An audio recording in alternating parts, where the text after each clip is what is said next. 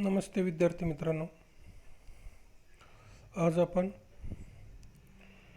इयत्ता 8वी standard 8 subject general science chapter number 9 disaster management आपत्ती व्यवस्थापन पार्ट 3 पाहणार आहोत.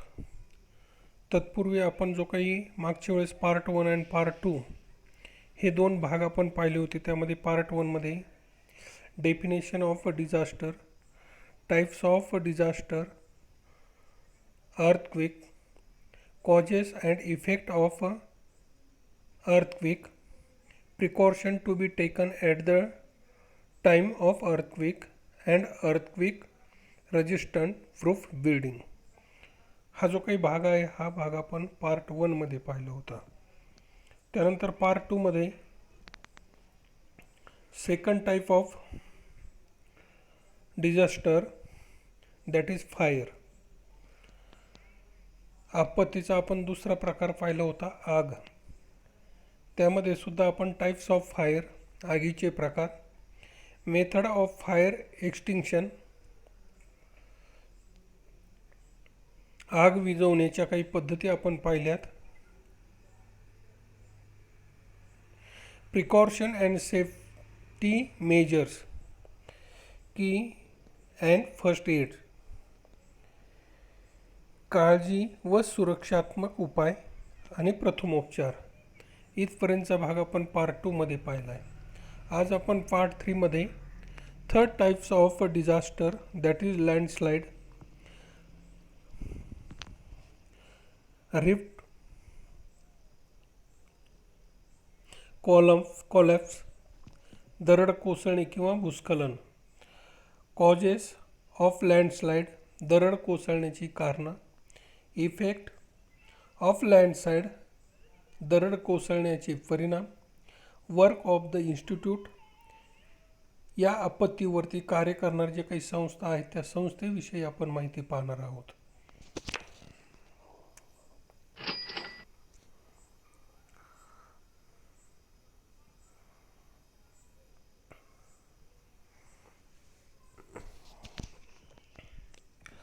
सुरुवातीला third type of disaster that is landslide,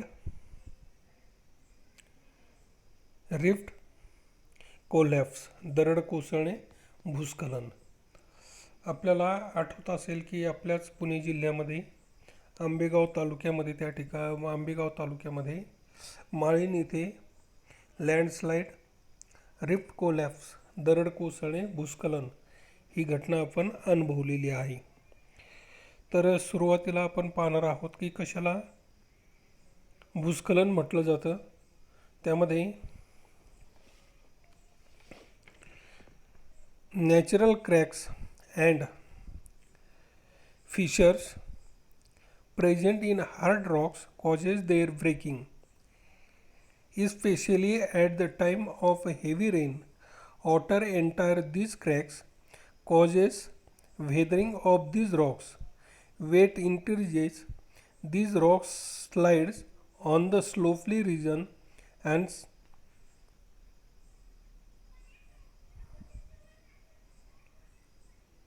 settle at the lower side.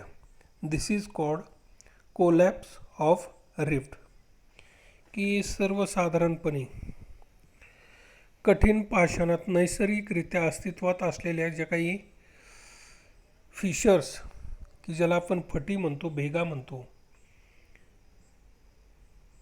व मोठ्या खडकांचे तुकडे होण्यास त्या कारणीभूत असतात. विशेषतः अतिवृष्टीमुळे जर पाऊस झाला तर या कालावधीमध्ये खडकातील भेगा, फटीमध्ये पाणी शिरून त्या खडकांची झीज होते, वजन वाढते आणि अशा प्रकारचे खडक उतारी प्रदेशात घसरत जाऊन खालील बाजूस स्थिरावतात. यालाच आपण दरड कोसळणे असं म्हणतो. तर आपल्याला या ठिकाणी विचारलं जाऊ शकतं, what is the लँडस्लाइड्स.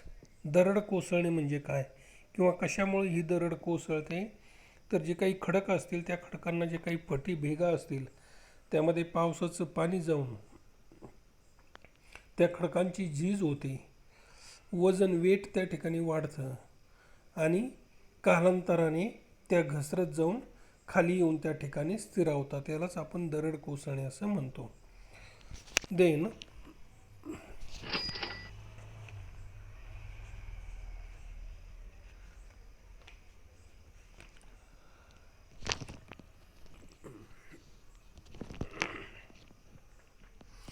Causes of landslide.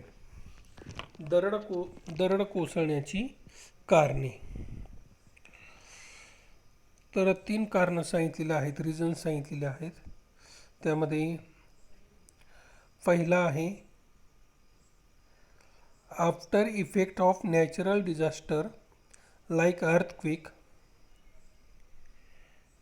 Tsunami, heavy rain, storms, floods causes landslide.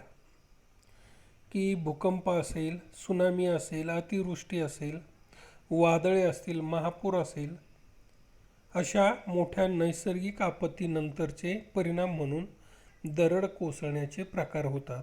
तरी त्याचं पहिलं कारण सांगितलेलं आहे. दुसरं कारण रिझन सांगितलेलं आहे unlimited cutting of trees causes soil halogen. बेसुमार वृक्ष तोडीमुळे जमिनीची धूप होते. हे एक दरड कोसळण्याचं दुसरं कारण आहे.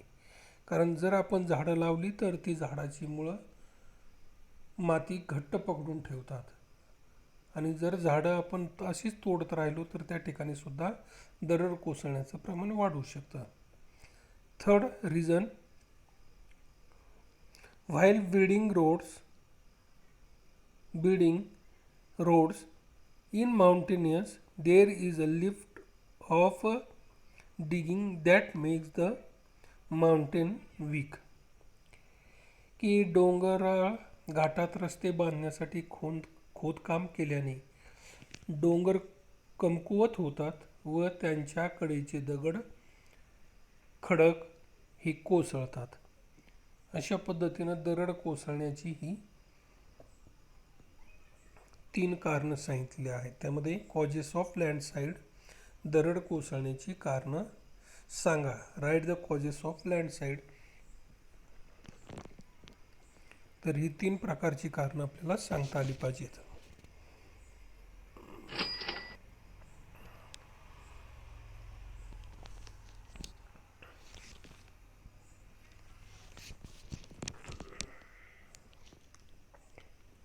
Then effect of लँडस्लाइड्स.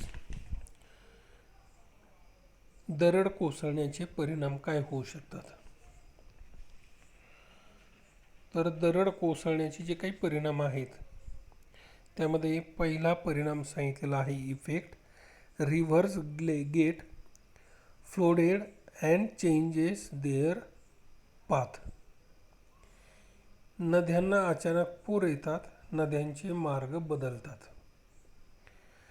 Second displacement of waterfalls, formation of artificial water reservoir. धबधब्याचे स्थानांतरण होते, कृत्रिम जलाशय निर्माण होतात. हे दुसरं कारण आहे. इफेक्ट परिणाम त्या ठिकाणी सांगितलेला आहे. तिसरं आहे there is live and financial loss on a large scale of tree building rocks on slopy area collapse on low lying land. दरड कोसळल्याने पायथ्यालगतचे वृक्षही उन्मळून पडतात, उतारावर झालेली बांधकामे कोसळून पडतात. हे सर्व दगड मातीचे ढिगारे वृक्षाखाली सपाट क्षेत्रात पडतात. त्यामुळे मोठ्या प्रमाणात जीवित व वित्तहानी होते. पाचवं परिणाम सांगितलेला आहे इफेक्ट ऑफ लँडस्लाइड्स.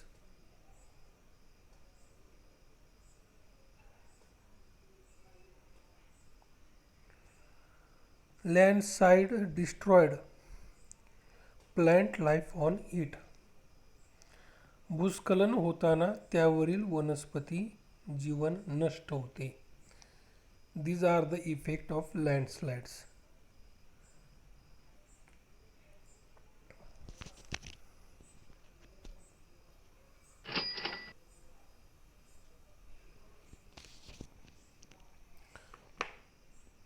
तर ही जी काही आपत्ती आहे, डिझास्टर मॅनेजमेंट, यासाठी काही शासनाच्या काही वर्क ऑफ द इन्स्टिट्यूट काही संस्था आहेत आणि या संस्था वेगवेगळ्या प्रकारची जी काही आपत्ती येते त्या आपत्तीवरती कार्य करण्याचं काम करतात. त्यामध्ये मग फायर, आग असेल, अर्थक्विक, भूकंप असेल, स्ट्रोम वादळ असतील, त्याचबरोबर ती आता आपण लँडस्लाईड त्या ठिकाणी म्हटलेलं आहे, भूस्खलन असेल, दरड कोसळणे असेल, त्याचबरोबर ते त्या ठिकाणी फ्लोड्स, महापूर असतील.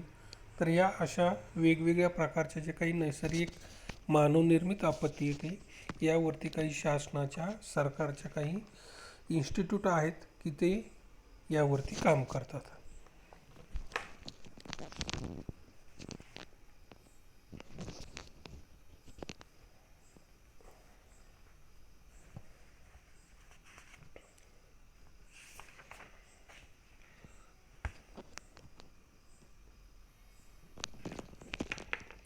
त्यामध्ये पहिले आहे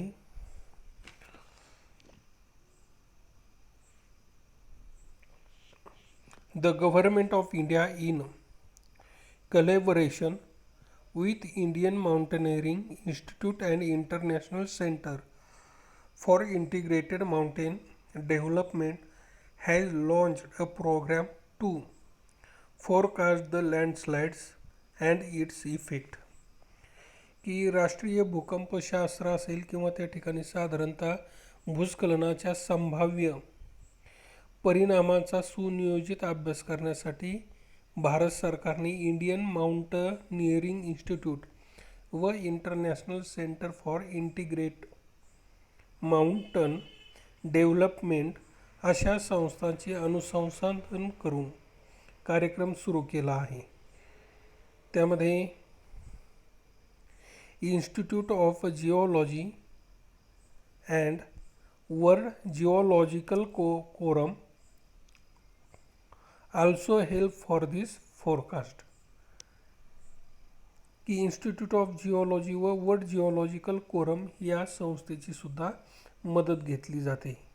तर अशा पद्धतीनं वर्क ऑफ द इन्स्टिट्यूट कार्य करणाऱ्या काही संस्था आहेत, त्या संस्थेच्या मदतीनं हे कार्य पार पाडत असते.